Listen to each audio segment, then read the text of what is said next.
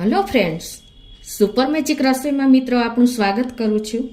આજે હું લીલી તુવેરના વડાની રેસીપી તમારી સાથે શેર કરું છું। તો તમને ચોક્કસ આ વિડીયો ગમશે। ગમે તો લાઈક કરજો, શેર કરજો અને હવે સબસ્ક્રાઈબ કરવાનું તો ભૂલતા જ નહીં। તો મિત્રો આપણે હવે લીલી તુવેરના વડાની રેસીપીના ઇન્ગ્રેડિયન્ટ પણ બતાવી દઉં। એમાં મેં જો આ લીલી તુવેરના આપણે દાણા આવે છે ને લીલા, અત્યારે સિઝન ફૂલ છે તો માર્કેટમાં ફૂલ જોવા મળે છે, તો એ 150 ગ્રામ લીધા છે। 50 ગ્રામ આપણે વટાણા લીધા છે।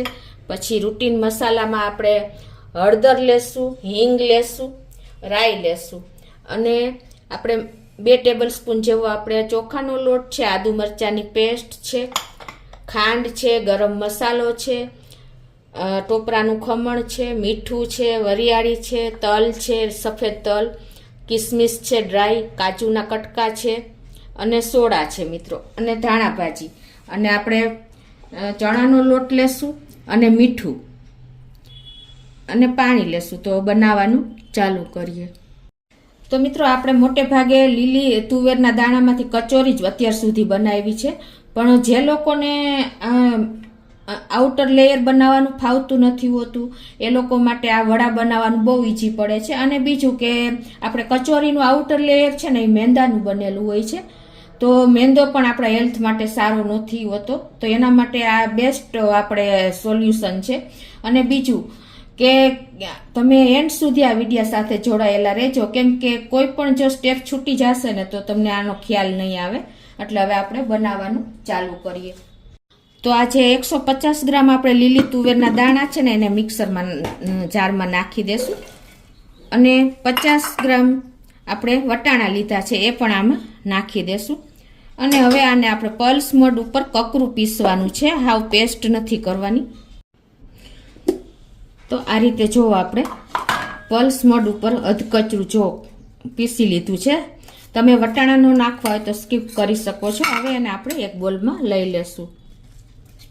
તો હવે આ બાજુ આપણે ગેસ ઓન કરીને એમાં 2 ટેબલ સ્પૂન જેવું તેલ મૂકી દેશું, આપણે આ મસાલો સાંતળશું।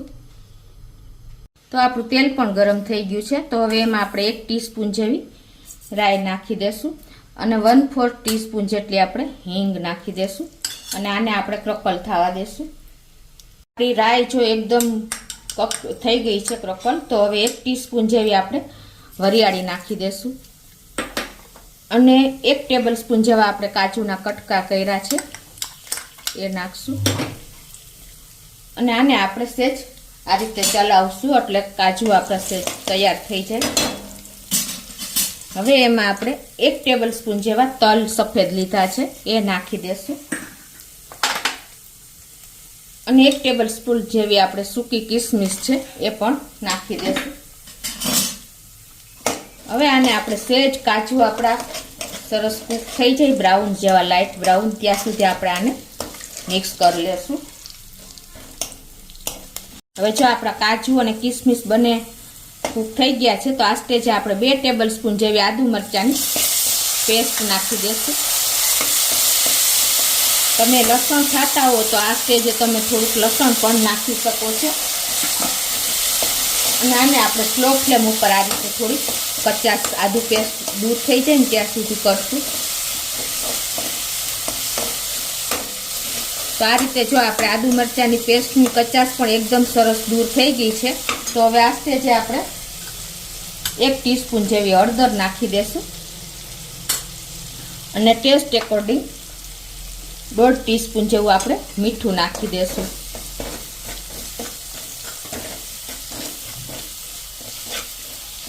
હવે આ બધું જો આપણે સરસ સ્લો ફ્લેમ ઉપર જ એકદમ મસાલા બધા સંતળાઈ ગયા છે, તો આ સ્ટેજે આપણે જે આ પેસ્ટ બનાવી છે ને, પેસ્ટ નહીં પણ ક્રમ્બલ, એ આપણે આમાં નાખી દેશું, તુવેરના દાણા અને વટાણાનું, અને એને આપણે 1 મિનિટ આ રીતે મિક્સ કરી લેશું।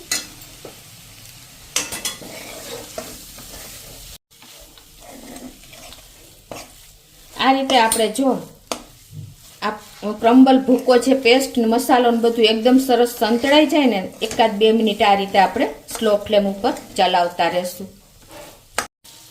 આ રીતે જો આપણે 1-2 મિનિટ પેસ્ટ મિશ્રણ એકદમ સરસ સાંતળી લીધું છે, અને આપણું જો એકદમ સરસ કૂક થઈ ગયું છે, તો હવે આ સ્ટેજે આપણે 2 ટેબલ સ્પૂન જેવું પાણી નાખી દેશું અને આને આપણે કૂક થવા દેશું સ્લો ફ્લેમ ઉપર ઢાંકીને. આ પાણીના હિસાબે શું થશે કે એની સ્ટીમથી આપણું આ મિશ્રણ એકદમ સરસ કૂક થઈ જશે. તો હવે આને આપણે 2 થી 3 મિનિટ ઢાંકીને થવા દેશું. તો હવે જો 2 થી 3 મિનિટ થઈ ગઈ છે અને જો આપણે એકદમ સરસ આ મિશ્રણ કૂક થઈ ગયું છે અને પાણી પણ બળી ગયું છે. તો હવે એને આપણે સહેજ આ રીતે મિક્સ કરી લેશું. એકદમ સૂકું થઈ ગયું છે. હવે આમાં બોન્ડિંગ લેવા માટે મિત્રો આપણે મેં આ 100 ગ્રામ પૌવાને ધોઈને અને કોરા કરી લીધા છે, એટલે એમ કે જારીમાં નિતારી લીધા છે, એટલે એકદમ ડ્રાય થઈ ગયા છે. તો એ 100 ગ્રામ પૌવા હું આમાં નાખી દઉં છું.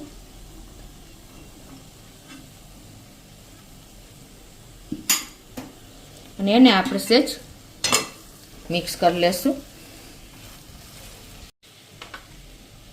તમારે પૌવામાં જો પૌવાનો નાખવો હોય ને તો તમે બટેટા પણ બાફીને નાખી શકો છો. હવે આ સ્ટેજે આપણે મેં 2 ટેબલ સ્પૂન ટોપરાનું ઝીણું ખમણ લીધું છે એ નાખી દેશું.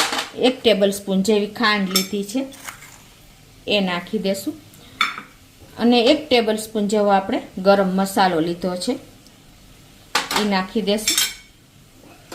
અને હવે આ બધું આપણે સહેજ મિક્સ કરી લેશું. આ કચોરીનો મસાલો હોય ને એવો જ ટેસ્ટી અને ચટપટો આપણે આ લીલવાનો મસાલો તૈયાર થાય છે વડાનો. તો હવે આ સ્ટેજે આપણે 1 લીંબુનો રસ નાખી દેશું. અને સ્લો ફ્લેમ ઉપર જ આપણે આ બધી પ્રોસીજર કરવાની છે મિત્રો. હવે આને આપણે આ રીતે 1 થી 2 મિનિટ કૂક કરશું સરખું, એટલે મસાલો બધો આપણો સરસ મિક્સ થઈ જાય. આ રીતે જો આપણે બધા મસાલા મિક્સ થઈ ગયા છે અને હવે આપણે 2 ટેબલ સ્પૂન જેવી લીલી સમારેલી ધાણા ભાજી છે એ નાખી દેશું અને એ પણ આપણે મિક્સ કરી લેશું. મિત્રો એકદમ સ્લો ફ્લેમ ઉપર પ્રોસીજર કરી છે એટલે આપણા મસાલાનો ટેસ્ટ પણ એવો ને એવો રહ્યો છે અને સ્મેલ પણ એટલે ટેસ્ટી એટલા થશે અને ચટપટા પણ એટલા જ થશે. તો હવે આપણું આમ તૈયાર થઈ ગયું છે અંદરનું ફિલિંગ. તો હવે એને આપણે એક બોલમાં કાઢીને ઠંડુ થવા દેશું.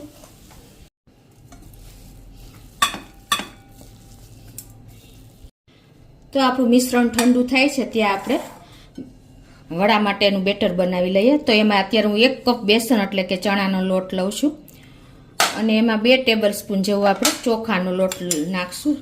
ચોખાના લોટના હિસાબે આપણા વડા એકદમ સરસ ઉપરનું લેયર ક્રિસ્પી થશે. અને હવે એમાં ટેસ્ટ એકોર્ડિંગ આપણે સોલ્ટ નાખી દેશું 1 ટીસ્પૂન જેવું. અને હવે આને આપણે બટેટા વડાનું જે આપણે બેટર તૈયાર કરીએ છીએ ને એવું જ બેટર તૈયાર કરવાનું છે. તો એને આપણે પાણી એડ કરતા જઈશું અને બેટર તૈયાર કરી લેશું. લમ્સ ન પડે એનું તમારે ખાસ ધ્યાન રાખવાનું છે. તો આ રીતે જો આપણું બેટર એકદમ સરસ પોરિંગ કન્સિસ્ટન્સી આવે ને એવું તૈયાર થઈ ગયું છે. અને આપણે બટેટા વડાનું તૈયાર કરીને બેટર એવું જ તૈયાર કરવાનું છે. આપણું બેટર જુઓ તમને ખ્યાલ આવી જતો હશે વિધાઉટ લમ્સ તૈયાર થયું છે. તો હવે એને આપણે ઢાંકીને 10 મિનિટ રેસ્ટ આપશું. તો આ જો આ બાજુ આપણું મિશ્રણ પણ આ ઠંડુ થઈ ગયું છે અને હવે તો આપણે આના બોલ્સ વાળી લેશું. તમારે જો બોન્ડિંગ ન આવ્યું હોય ને તો તમે મેં તમને કીધું એમ બટેટું બાફીને નાખી શકો છો. તો આપણે મીડિયમ સાઇઝના આ રીતે બોલ તૈયાર કરી લેશું. તો આ રીતે આપણે બધા બોલ્સ તૈયાર કરી લેશું. તો આ રીતે જો આપણે લીલી તુવેરના વડા વાળી લીધા છે અને આપણે આ રીતે બોલ્સ તૈયાર થઈ ગયા છે ને આપણે રેસ્ટ આપ્યો ને આ બેટરને એને પણ 10 મિનિટ થઈ ગઈ છે. તો આપણું બેટર પણ જો એકદમ સરસ સેટ થઈ ગયું છે. તો હવે એમાં આપણે 1/8 ટીસ્પૂન જેવો આપણે બેકિંગ સોડા એટલે કે ખાવાનો સોડા નાખી દેશું અને 1 ટેબલ સ્પૂન જેવું આપણે ગરમ તેલ નાખી દેશું બેટરમાં. અને હવે આને આપણે મિક્સ કરી લેશું. તો આ રીતે આપણે તેલ અને સોડા મિક્સ કરી લીધું છે. અને હવે તમારે બેટરની કન્સિસ્ટન્સી ચેક કરવી હોય ને કે કેવું આપણે પરફેક્ટ રાખવું હોય તો આ રીતે તમારે સ્પૂનથી એને જો આ રીતે પાછળથી જોઈ લેવાનું. એકદમ આપણું બેટર જો આ રીતે ભેગું ન થાય ને એવી પરફેક્ટ કન્સિસ્ટન્સી આપણે આવે ને એવું બનાવવાનું છે.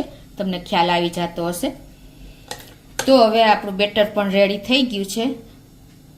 હજુ આપણું તેલ પણ ગરમ થઈ ગયું છે. તો હવે એમાં આપણે આ વડા બેટરમાં ડીપ કરીને નાખતા જાશું. અને આપણે ગેસની ફ્લેમ અત્યારે મીડિયમ રાખી છે ને તેલ પણ આપણે મીડિયમ જ ગરમ કરવાનું છે. તો હવે એમાં આપણે આ રીતે બેટરમાં ડીપ કરીને વડા મૂકતા જાશું.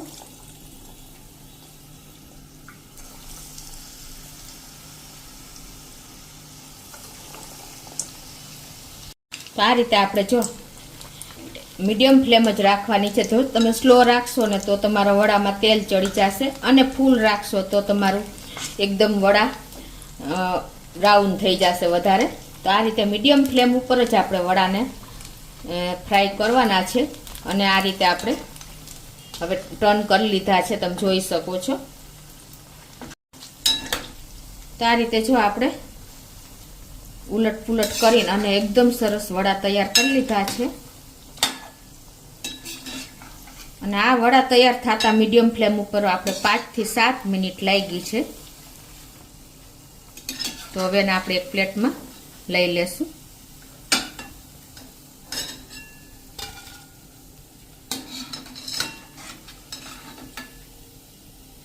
હવે આ રીતે હું બધા વડા તૈયાર કરી લઉં છું. તો મિત્રો આપણા જો તુવેરના વડા એકદમ સરસ રેડી થઈ ગયા છે. તમે જોઈ શકો છો. આપણે કચોરીને ટક્કર મારે ને એવા જ આપણા વડા તૈયાર થયા છે. તમને ખોલીને પણ બતાવી દઉં. એકદમ સરસ જુઓ મિત્રો છે ને. આપણે કચોરી જેને આઉટર લેયર નથી ફાવતું, જેને ટાઈમ લાગે છે, મેંદો હેલ્થ માટેનો જે ધ્યાન રાખે છે, એના માટે આ લીલી તુવેરના વડા બેસ્ટ સોલ્યુશન છે મિત્રો. અને ઓછા ટાઈમમાં ઝડપથી બની જાય છે. તો આ વડા આપણે ખજૂર આંબલીની ચટણી સાથે સર્વ કરશું. અને મિત્રો તમે આની સાથે લીલી ચટણી પણ ખાઈ શકો છો, પણ બેસ્ટ કોમ્બિનેશન આપણે ખજૂર આંબલીની ચટણી જ રહેશે. અને સાથે આપણે મરચાં પણ સર્વ કરશું. તો મિત્રો આપણી લીલી તુવેરના વડા એકદમ રેડી છે. તો તમને ચોક્કસ આ વિડીયો ગમે તો લાઈક કરજો, શેર કરજો અને સબસ્ક્રાઈબ કરવાનું તો ભૂલતા જ નહીં.